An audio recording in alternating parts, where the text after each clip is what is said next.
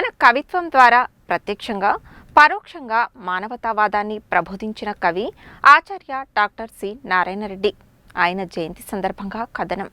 నాటి ఉమ్మడి కరీంనగర్, నేటి రాజన్న సిరిసిల్ల జిల్లాలోని వేములవాడకు సమీపంలో హనుమాజీపేటలో 1931 జూలై 29న ఏ సాహిత్య గ్రంథమూ లేని రైతు కుటుంబంలో బుచ్చమ్మ, మల్లారెడ్డి దంపతులకు సి నారాయణరెడ్డి ఏకైక పుత్రుడిగా జన్మించారు. వేములవాడలో హరికథలు వింటూ, పల్లెలోని జానపదులతో సన్నిహితంగా ఉంటూ, పల్లెవాగు తరగలలోని లయను అవగాహన చేసుకుంటూ, చందో నియమాలు తెలియకున్నా చిన్ననాటి నుండే నారాయణరెడ్డి పద్యాలు, గేయాలు అల్లడం మొదలుపెట్టారు. విద్యార్థిగా ఉర్దూ మాధ్యమంలో చదువుకున్నారు. ఆ విధంగానే వారి విద్యా ప్రస్థానం సిరిసిల్ల నుంచి కరీంనగర్, హైదరాబాద్ దాకా సాగింది. బిఏ కూడా ఉర్దూ మాధ్యమంలోనే చదువుకున్న సినారే తెలుగు భాషా సాహిత్యాలను ఎక్కువగా, మక్కువగా అధ్యయనం చేశారు. ఆ రోజుల్లో సింహాద్రి అనే కలం పేరుతో రచనలు చేశారు. దాశరథి, వట్టికోట అల్వారుస్వామి, బిరుదురాజు రామరాజులతో కలిసి తెలంగాణ రచయితల సంఘం స్థాపనలో పాలుపంచుకున్నారు.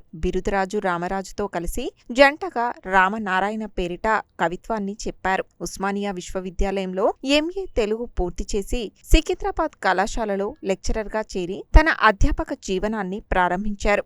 ఆధునికాంధ్ర కవిత్వం, సంప్రదాయము, ప్రయోగాలు అంశంపై పరిశోధన చేసి పీహెచ్డీ పట్టా పొందారు. అది ఇప్పటికీ విద్యార్థులకు, పరిశోధకులకు విశిష్ట ఆచూకీ గ్రంథంగా ఉపయోగపడుతుంది. ఉస్మానియా విశ్వవిద్యాలయం తెలుగు శాఖలోనే పనిచేస్తూ లెక్చరర్ నుంచి రీడర్గా, ప్రొఫెసర్గా పదోన్నతులు పొందారు. ఆ తరువాత అధికార భాషా సంఘం అధ్యక్షులుగాను, ఓపెన్ యూనివర్సిటీ వైస్ ఛాన్సలర్గాను, తెలుగు విశ్వవిద్యాలయం వైస్ ఛాన్సలర్గాను తన విశిష్ట సేవలను అందించారు. భాషా సాంస్కృతిక సలహాదారులుగా పనిచేశారు. రాజ్యసభ మెంబర్గా నియమితులై ఆ పదవికే వన్నె తెచ్చారు. ఆచార్య నారాయణరెడ్డి కవిగా, సినీ కవిగా, ఆచార్యుడిగా, వక్తగా, తెలుగు గజల్ వాగ్గేయకారుడిగా, పరిపాలనాధికారిగా తన ప్రత్యేకతను, దక్షతను ప్రదర్శించిన బహుముఖ ప్రజ్ఞాశాలి డాక్టర్ సి నారాయణరెడ్డి తన 60 ఏండ్ల సాహితీ ప్రస్థానంలో మొత్తం 80 పై చిలుకు రచనలను ప్రచురించి ప్రకటించారు.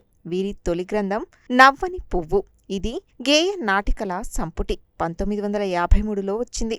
అక్కడి నుండి జలపాతం, అజంతా సుందరి, వెన్నెలవాడ, రామప్ప వంటి గేయనాటిక సంపుటులు, ఋతుచక్రం కావ్యం, నాగార్జున సాగరం, విశ్వనాథ నాయకుడు, కర్పూర వసంత రాయలు వంటి గేయ కథా కావ్యాలు, మంటలు, మానవుడు, మనిషి చిలక, ముఖాముఖి, మధ్యతరగతి మందహాసం, ఉదయం నా హృదయం, మార్పు నా తీర్పు, తేజస్సు నా తపస్సు వంటి వచన కవితా సంపుటులు, విశ్వగీతి, మృత్యువు నుంచి, భూమిక, మథనం, విశ్వంభర సినారేకు జ్ఞానపీఠ అవార్డును తెచ్చిపెట్టింది.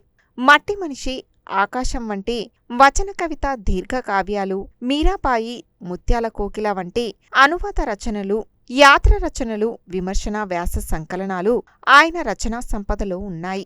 మహాకవి సీనారే సింగిరెడ్డి నారాయణ రెడ్డి గారి జయంతి సందర్భంగా వారు తెలుగు భాషకు ఎనలేని సేవలు అందించినటువంటి మహాకవి.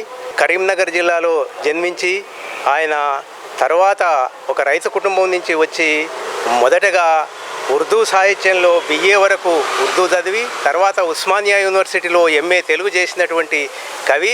ఆయన చదువుకున్నటువంటి రోజుల్లోనే పద్యంతో ప్రారంభించి తర్వాత ఎన్నో ప్రక్రియలు, పద్యం, కవిత్వం, పోతే నాటకం, గజల్స్ వ్రాసి మన తెలుగు నేలను సారవంతం చేసినటువంటి మహాకవి. వారు రాసినటువంటి విశ్వంభర అనేటువంటి మహాకావ్యానికి 1982 సంవత్సరంలో జ్ఞానపీఠ అవార్డు రావడం జరిగింది. తెలుగు భాషలో విశ్వనాథ సత్యనారాయణ తర్వాత మహాకవి సి.నారాయణ రెడ్డి గారికి జ్ఞానపీఠ అవార్డు రావడం మన తెలుగువారందరికీ గర్వకారణం. ముఖ్యంగా వారికి కేంద్ర సాహిత్య అకాడమీ అవార్డు, పొట్టి శ్రీరాములు తెలుగు విశ్వవిద్యాలయం వైస్ ఛాన్సలర్గా, అంబేద్కర్ యూనివర్సిటీకి వైస్ ఛాన్సలర్గా పనిచేసి ఎంతోమంది విద్యార్థులను తెలుగు భాష పట్ల మక్కువ జరిపించినటువంటి మహాకవి. వారు ఆంధ్ర సారస్వత పరిషత్తు అధ్యక్షులుగా వారి చివరి రోజుల వరకు పనిచేశారు. ముఖ్యంగా వారు రాసినటువంటి నాగార్జున సాగరం, విశ్వంభర, ఒకలంబర ఈ పుస్తకాలు వారికి ఎంతో కీర్తి తెచ్చినటువంటి పుస్తకాలు.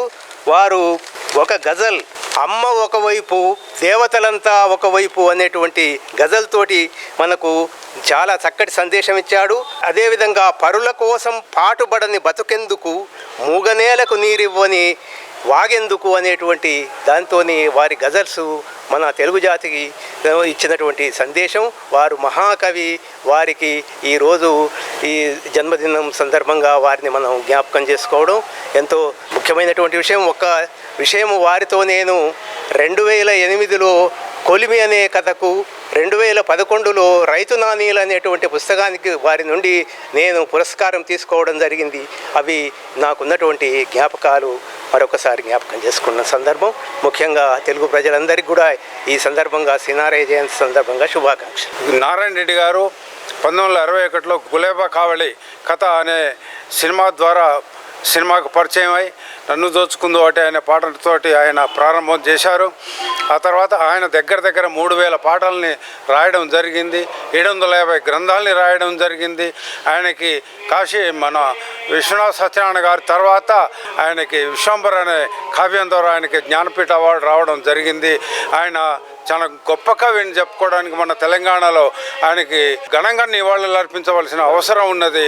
ఆ సందర్భంగా మేము ప్రతి సంవత్సరం సి నారాయణ రెడ్డి గారి జయంత్యోత్సవాలను జరుపుకుంటూ వస్తున్నాము. రెడ్డి గారి పాటలు కోకొల్లులు ఉన్నాయి. ఆ పాటల భాగం లోపట కళ్యాణి రాగం లోపట పూవై విరిసిన పున్నమి వేళ, అది 1963 సంవత్సరం రిలీజ్ కావడం. అదేవిధంగా తోటలో నారాజు తొంగి చూసిన నేడు, అది 1969లో ధర్మదాత అనే పిక్చర్ లోపల జోలాలి జోలాలి అనేది, అది 1970 సంవత్సరంలో. ఇట్లా చాలా పాటలు రాయడం జరిగింది. సి నారాయణ రెడ్డి గారు అనేక ప్రక్రియలలో సాహిత్యాన్ని కొనసాగించిన వారు మలిదశ తొలిదశ తెలంగాణ ఉద్యమాలలో ఉన్నప్పటికీ ఆయన ఎక్కడా జై తెలంగాణ అని రాసింది లేదు, జై తెలంగాణ అన్నది లేదు. అయినా ఆయన ముందు చూపుతోటి, ఆయనకున్న తెలివితేటలతోటి అందరినీ మెప్పిస్తూ వచ్చిర్రు. తదనంతరం కొంతకాలం గడిచిన తర్వాత అందరూ ఆయన బాటలోనే నడవాల్సి వచ్చింది. అంటే కవికి ప్రాంతీయ వాదం, ప్రాంతీయ అభిమానం ఉండరాదు. కవి చాలా విస్తృతిగా ఆలోచించాలి, విస్తృతంగా రచనలు చేయాలి. అప్పుడు భౌగోళికమైన కట్టుబాట్లకు కట్టుబడితే కవి రచనలు చేయడేననే ఒక ఇంటెన్షన్ కలిగి ఉన్నాయన సి నారాయణ రెడ్డి. నాకు తెలిసి ప్రభుత్వ అధికారిక లాంఛనాలతో అంత్యక్రియలు జరిగిన ఒకే ఒక్క కవి సి నారాయణ రెడ్డి గారు. ఆ తర్వాత మరి ఎవరికి జరగలేదు. అంత గొప్ప స్థాయిని, అంత గొప్ప ఉన్నతిని కలిగి ఉన్న నారాయణ రెడ్డి గారు, వారి ప్లేస్ని ఎవరూ రీప్లేస్ చేయలేరు. ఆ కవులు అట్లా నిలిచిపోతారు అంతే. అట్లా నిలిచిపోయిన ఒక వేల మీద లెక్కబెట్టదగిన తెలంగాణ కవులల్లో నారాయణ రెడ్డి గారు ఉంటారు. వారికి ఈ సందర్భంగా ప్రగాఢమైన నివాళిని ఘటిస్తూ, ఆయన కంటేనే అమ్మ అని అంటే ఎలా, కడుపు తీపి లేని అమ్మ బొమ్మే కదా, కంటేనే అమ్మ అని అంటే ఎలా, కరుణించే ప్రతిదేవత అమ్మే కదా అన్నాడు.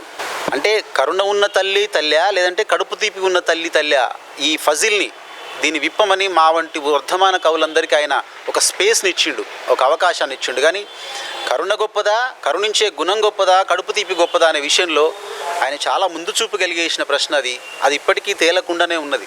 కరుణ గొప్పదా, కడుపు తీపి గొప్పదా? అంత గొప్ప ముందు చూపున్న గొప్ప కవి ఆయన రీప్లేస్ చేయలేము. వారికి సందర్భంగా ప్రగాఢమైన నివాళులు అర్పిస్తున్నాను.